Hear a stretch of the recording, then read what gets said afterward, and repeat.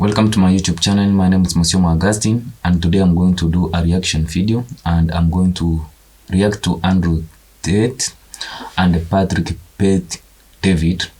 They did a podcast in Romania. That's Patrick Pate David moved to Romania and did an interview with Andrew Tate. And what we need to understand, Andrew Tate recently did an interview with BBC. And here he talks about how BBC begged him for an interview, and we know Andrew Tate is going under investigations. There were some accusations that he was involved in women trafficking, which he denies, and it seems there is no evidence because he has been held almost half an year, and there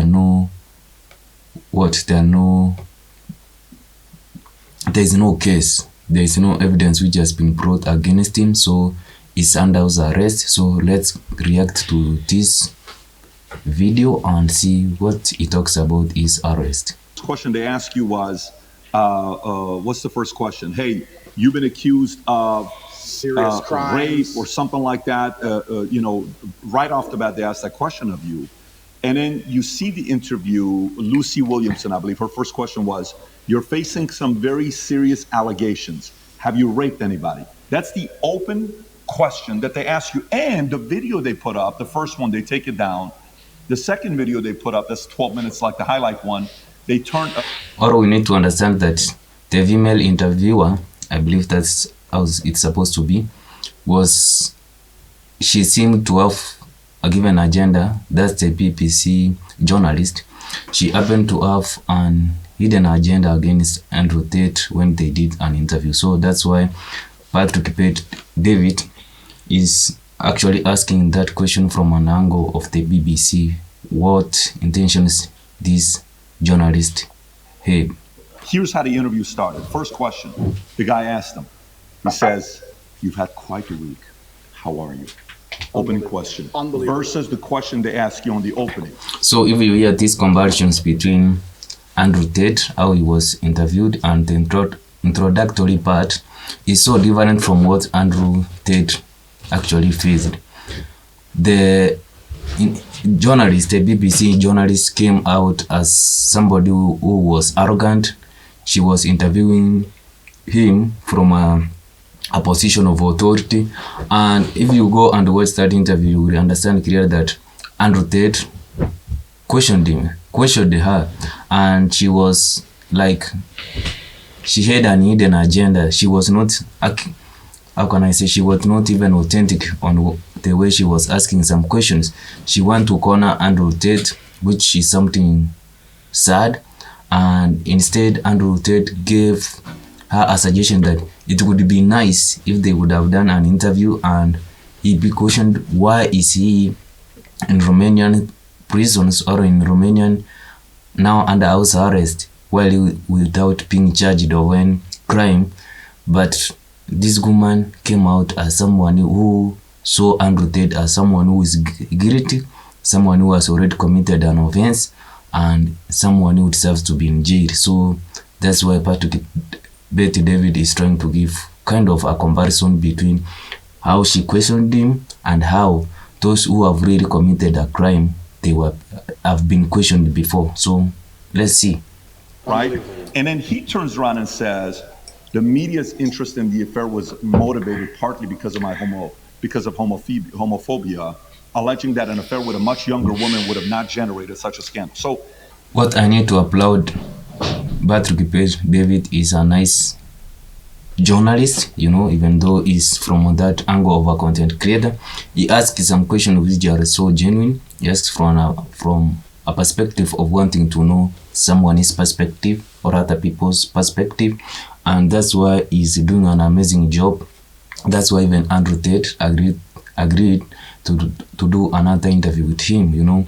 They had an interview before which took like around 5 hours, and now this takes like 4 hours. I have not watched the full interview. This is part of it, and there are some parts because he said the conversations which they had with Andrew Tate and Tristan Tate it was composed of like around 12 hours of footage. So that's why when you do an interview, when you do an investigation from an angle where you are not politically motivated or you don't want to corner someone, then you get disadvantages or privileges.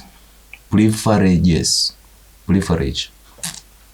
And entertain. You say you inform, educate, you entertain, yet you conceal, misinform, and your content's quite frankly boring. You're cherry picking on people that you're talking to. So a message like that gets the average person to say, everything with you is allegedly, everything he did is proven, his brother is proven, yet let's leave him alone. Poor guy, let's target him. This is where their argument has leaks in it. And somebody like you can tear it up. Absolutely. Philip is part of the club, and I'm not. And this is the thing. I'm a mentally resilient person, right? 14 months they've attacked me. I'm not going to sit and complain about that because that's not how I operate as a man. And what's scary about this is Lucy Williamson herself, she was begging me for an interview. The BBC. So Lucy Williamson is the journalist, I believe, who conducted an interview with Andrew Tate, and she was actually even condemned in the comment section, and the people tended to applaud or side with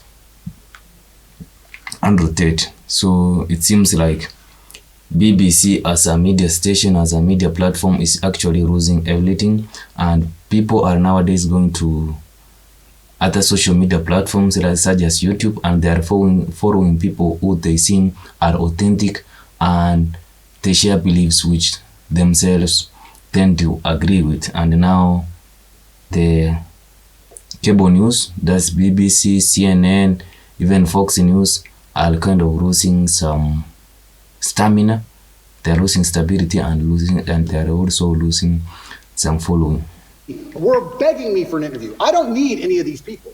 The only reason I even sat down with the BBC is because they were begging me. I can go and just say my own words and get plenty of views. So you see, when they were asking an interview from Andrew Tate, they seemed to be genuine people, but in the real sense they had an ill motive which was not actually well received by the larger audience, that's by the people as a whole.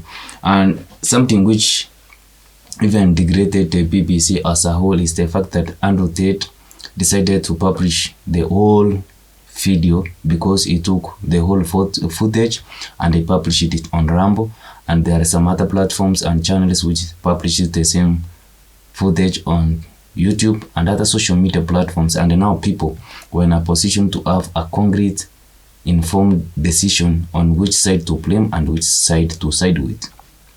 We're very interested in his side of the story.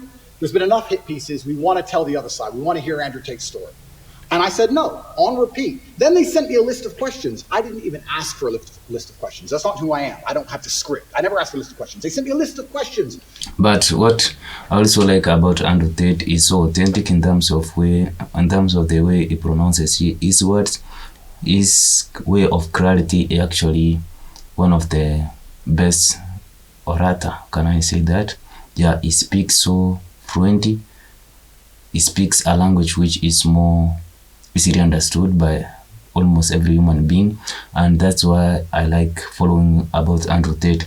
And the way people tend to paint him as someone who encourages young boys to harass women, to go and do some evil outside there, yet the BBC journalist comes and argues that, you know, having a Bugatti, having a nice car, having a nice house is something which is kind of evil. It's really some disrespect to the old cable news platform. Yeah. Did they ask you any of the questions they said they were going to ask you? Zero. They start with an attack and it became a battle instantly. Did they ask you at any point what jail was like? Zero. What your mental health was like? Zero. How, like, you completely missed the mark when everyone wants to know what was jail like? Well, but they don't even ask you that question. But this is what's so interesting about it. These people are so... So you have even heard from Andrew Tate that even the questions which he was sent by the BBC, the ones who wanted to have the understanding of both sides, were not asked, which is a profession. It's BBC employs people who are professionals. Even people who are content creators seems to be acting like professionals. But now when BBC tends to come completely outside the mark which they had set, and start attacking an individual who is innocent from what we have seen, because there are no charges which have been put forward by Romania, then it shows you how social media, not actually social media, but the cable news has just lost the majority of the people who used to follow them before. And I need to conclude that. I need you to comment below what are your thoughts about the Andrew Tate interview which they did with Patrick Pate David. My name has been Monsieur Magazine. If you haven't subscribed, just subscribe, leave your comment, and you can also share. Thanks for watching.